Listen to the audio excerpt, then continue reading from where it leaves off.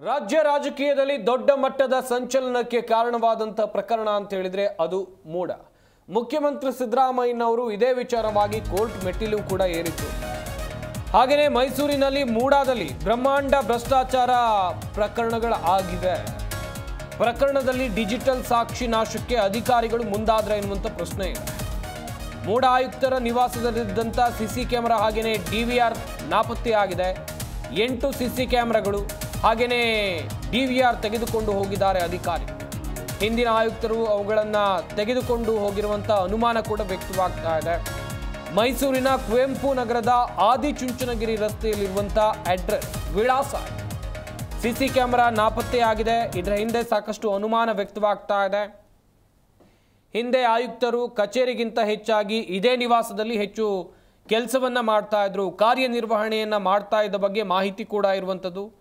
ಡೆವಲಪರ್ಗಳು ಸೇರಿ ಹಲವರನ್ನ ಮನೆಗೆ ಕರೆಸ್ಕೊಂಡು ಚರ್ಚೆಯನ್ನು ಮಾಡ್ತಾ ಇದ್ರು.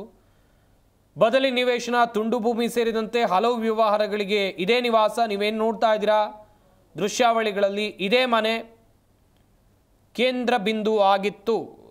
ಇದೆಲ್ಲದಕ್ಕೂ ಸಾಕ್ಷಿ ಅಂತಿದ್ದಂಥ ಸಿಸಿ ಕ್ಯಾಮೆರಾಗಳು, ಅಲ್ಲಿ ಅಳವಡಿಸಲಾಗಿದ್ದಂಥ ಸಿಸಿ ಕ್ಯಾಮೆರಾಗಳು, ಹಾಗೆಯೇ ಈಗ ಡಿವಿಆರ್ ಸಹಿತ ಸಿಸಿ ಕ್ಯಾಮೆರಾಗಳನ್ನು ಕೊಂಡೊಯ್ದಿರುವಂಥ ಅನುಮಾನ ವ್ಯಕ್ತವಾಗ್ತಾ ಇದೆ.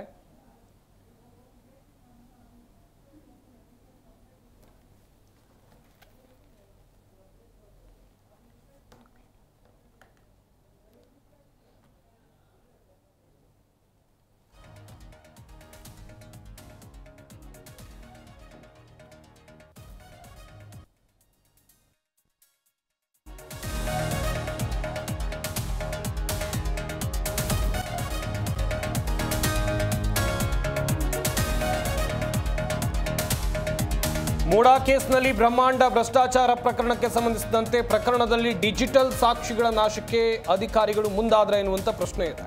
ಮೂಡಾ ಆಯುಕ್ತರ ನಿವಾಸದಲ್ಲಿ ಸಿಸಿ ಕ್ಯಾಮೆರಾ ಹಾಗೆಯೇ ಡಿವಿಆರ್ ನಾಪತ್ತೆಯಾಗಿದೆ. ಗಮನಿಸ್ತಾ ಹೋಗೋದಾದ್ರೆ 8 ಸಿಸಿ ಕ್ಯಾಮೆರಾಗಳು, ಡಿವಿಆರ್ಗಳನ್ನು ಅಧಿಕಾರಿಗಳು ತೆಗೆದುಕೊಂಡು ಹೋಗಿದ್ದಾರೆ ಎನ್ನುವಂಥ ಮಾಹಿತಿ ಇರುವಂಥದ್ದು.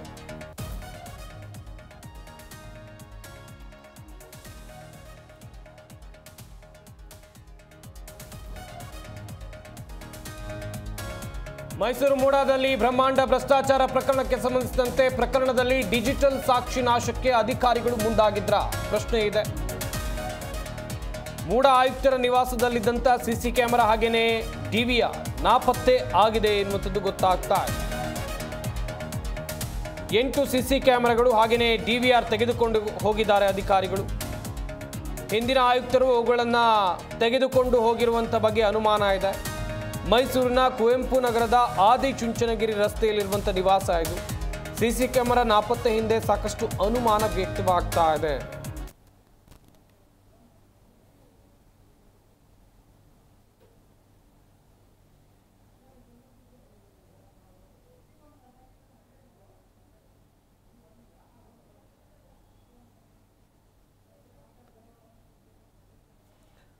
ಮೈಸೂರು ಮೂಡಾದಲ್ಲಿ ಸಾಲು ಅಕ್ರಮಕ್ಕೆ ಸಂಬಂಧಿಸಿದಂತೆ 18 ಅಧಿಕಾರಿಗಳಿಗೆ ಲೋಕಾಯುಕ್ತ ಅಧಿಕಾರಿಗಳು ನೋಟಿಸ್ ಅನ್ನು ಕೊಟ್ಟಿದ್ದಾರೆ. ಆ ನೋಟಿಸ್ನ ಪ್ರತಿ ಕೂಡ ಜೀ ಕನ್ನಡ ನ್ಯೂಸ್ಗೆ ಲಭ್ಯ ಆಗಿದೆ. 3 ದಿನಗಳಲ್ಲಿ ಖುದ್ದು ವಿಚಾರಣೆಗೆ ಹಾಜರಾಗುವಂತೆ ಈಗ ನೋಟಿಸ್ ಅನ್ನು ಕೊಟ್ಟಿರೋದು. ಗಮನಿಸ್ತಾ ಹೋಗೋದಾದ್ರೆ survey number Hinakal survey number 89ರಲ್ಲಿ ಅಕ್ರಮ ಆಗಿರೋ ಬಗ್ಗೆ ಮಾಹಿತಿ ಸಿಕ್ಕಿರುವಂಥದ್ದು. ಸೆಪ್ಟೆಂಬರ್ 9, 2024ರಂದು ಈ ನೋಟಿಸನ್ನು ನೀಡಲಾಗಿದೆ. ಒಟ್ಟಿನಲ್ಲಿ ಆಗಿರುವಂಥ ಬ್ರಹ್ಮಾಂಡ ಭ್ರಷ್ಟಾಚಾರಕ್ಕೆ ಸಂಬಂಧಿಸಿದಂತೆ 18 ಅಧಿಕಾರಿಗಳಿಗೆ ಲೋಕಾಯುಕ್ತ ಅಧಿಕಾರಿಗಳು ವಿಚಾರಣೆಗೆ ಹಾಜರಾಗಿ ಅಂತೇಳಿ ನೋಟಿಸನ್ನು ಕೊಟ್ಟಿದ್ದಾರೆ. ಆ 18 ಅಧಿಕಾರಿಗಳು ಯಾರು, ಯಾಕೆ ನೋಟಿಸನ್ನು ಕೊಟ್ಟರು, ಅದಕ್ಕೂ ಕೂಡ ಕಾರಣವನ್ನು ನಾವು ಈಗಾಗಲೇ ಹೇಳಿದ್ದೀವಿ. ಒಂದು ಕಡೆಯಲ್ಲಿ ಪ್ರಕರಣದಲ್ಲಿ ಡಿಜಿಟಲ್ ಸಾಕ್ಷಿ ಇದನ್ನು ನಾಶಪಡಿಸುವಂಥ ಪ್ರಯತ್ನ ಕೂಡ ಆಗಿದೆ ಎನ್ನುವಂಥದ್ದು ಗೊತ್ತಾಗ್ತಾ ಇದೆ. ಹಾಗೆಯೇ 3 ದಿನದಲ್ಲಿ ಖುದ್ದು ವಿಚಾರಣೆಗೆ ಹಾಜರಾಗುವಂತೆ ಸದ್ಯ ನೋಟಿಸನ್ನು ಕೊಟ್ಟಿದ್ದಾರೆ. ಕಾದು ನೋಡಬೇಕು ಏನಾಗಬಹುದು. ಸಿಸಿ ಕ್ಯಾಮೆರಾ ನಾಪತ್ತೆ ಹಿಂದೆ ಸಾಕಷ್ಟು ಅನುಮಾನ ವ್ಯಕ್ತವಾಗ್ತಾ ಇದೆ. ಮೂಡಾ ಆಯುಕ್ತರ ನಿವಾಸದಲ್ಲಿದ್ದಂಥ ಸಿಸಿ ಕ್ಯಾಮೆರಾ ಡಿವಿಆರ್ ನಾಪತ್ತೆಯಾಗಿದೆ. 8 ಸಿಸಿ ಕ್ಯಾಮೆರಾಗಳು ಹಾಗೆಯೇ ಡಿವಿಆರ್ಗಳನ್ನು ಅಧಿಕಾರಿಗಳು ತೆಗೆದುಕೊಂಡು ಹೋಗಿದ್ದಾರೆ ಎನ್ನುವಂಥ ದೊಡ್ಡ ಮಟ್ಟದ ಅನುಮಾನ ವ್ಯಕ್ತವಾಗ್ತಾ ಇರೋದು.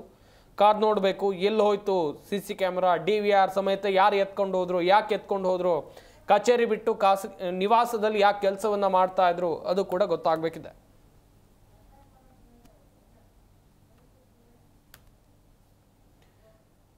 ಎಸ್, ಈ ಬಗ್ಗೆ ಇನ್ನಷ್ಟು ಮಾಹಿತಿಯನ್ನು ಕೊಡ್ತಾರೆ ನಮ್ಮ ಪ್ರತಿನಿಧಿ ಸುರೇಶ್. ದೂರವಾಣಿ ಸಂಪರ್ಕದಲ್ಲಿ ಜಾಯ್ನ್ ಆಗ್ತಾ ಇದ್ದಾರೆ. ಸುರೇಶ್, ಗಮನಿಸ್ತಾ ಹೋಗೋದಾದ್ರೆ 18 ಅಧಿಕಾರಿಗಳಿಗೆ ಲೋಕಾಯುಕ್ತ ಅಧಿಕಾರಿಗಳು ವಿಚಾರಣೆಗೆ ಬರುವಂತೆ ನೋಟಿಸ್ ಅನ್ನ ಕೊಟ್ಟಿದ್ದಾರೆ ಎನ್ನುವಂಥದ್ದು ಗೊತ್ತಾಗ್ತಾ ಇದೆ.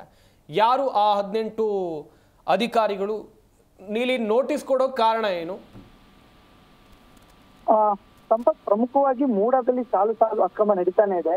ಇಷ್ಟೆಲ್ಲ ಇದ್ರೂ ಕೂಡ ಅಧಿಕಾರಿಗಳು ಯಾವುದಕ್ಕೂ ಕೂಡ ಲೆಕ್ಕಿಸದೆ, ತಲೆ ಕೆಡಿಸಿಕೊಳ್ಳದೆ ಇದೇ ರೀತಿಯಾದಂತ ಅಕ್ರಮದಲ್ಲಿ ಭಾಗಿಯಾಗ್ತಿರುವಂತದ್ದು. ಅದರ ಒಂದು ವಿಚಾರವಾಗಿ 18 ಅಧಿಕಾರಿಗಳಿಗೆ ಈಗಾಗಲೇ ನೋಟಿಸ್ ಅನ್ನು ಕೂಡ ಈಗಾಗಲೇ ಕೊಟ್ಟಿರುವಂತದ್ದು.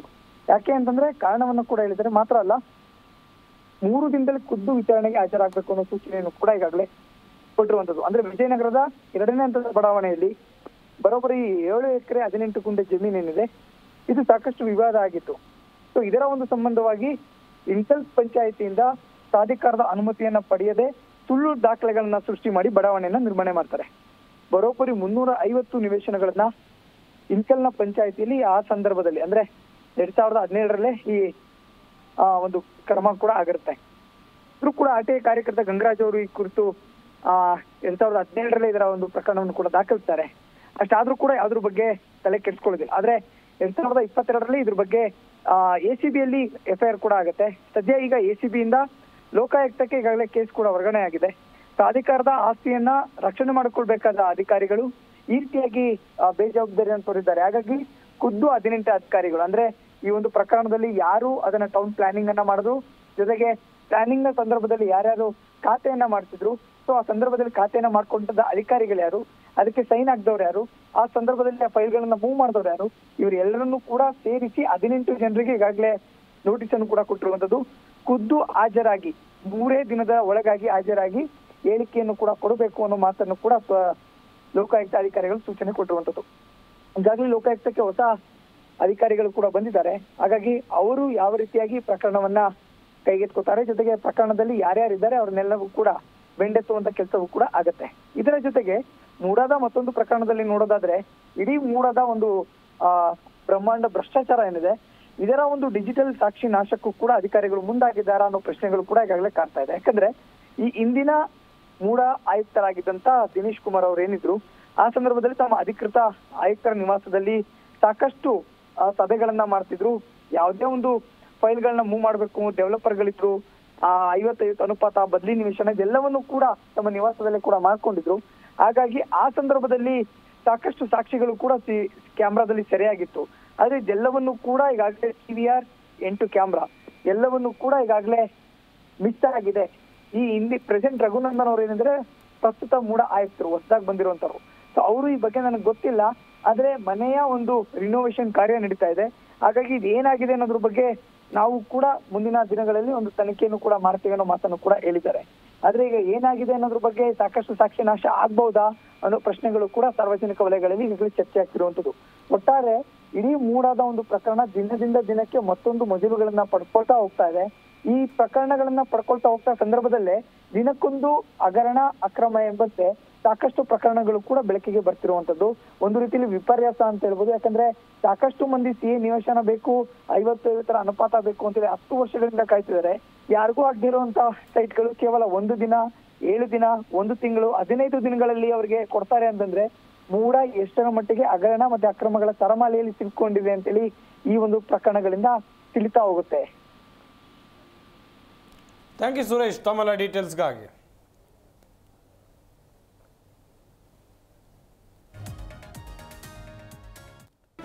ಜಿ ಕನ್ನಡ ನ್ಯೂಸ್ ಈಗ ನಿಮ್ಮ ಮನೆಯಲ್ಲೇ ನೋಡಿ. ಎಲ್ಲ ಕೇಬಲ್ಗಳಲ್ಲಿ ಈಗ ಲಭ್ಯ.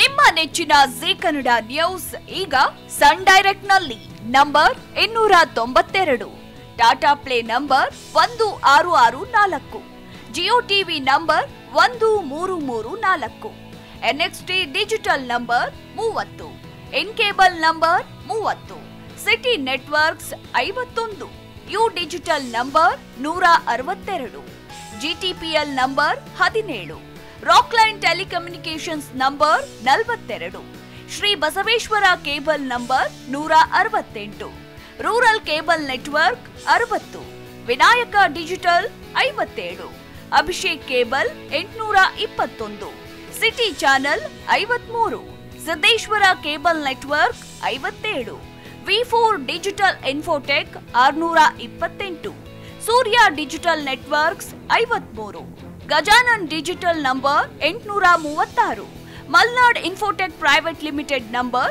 56, Metrocast number 830, Victory Digital number 167ರಲ್ಲಿ ನೋಡಿ ಆನಂದಿಸಿ.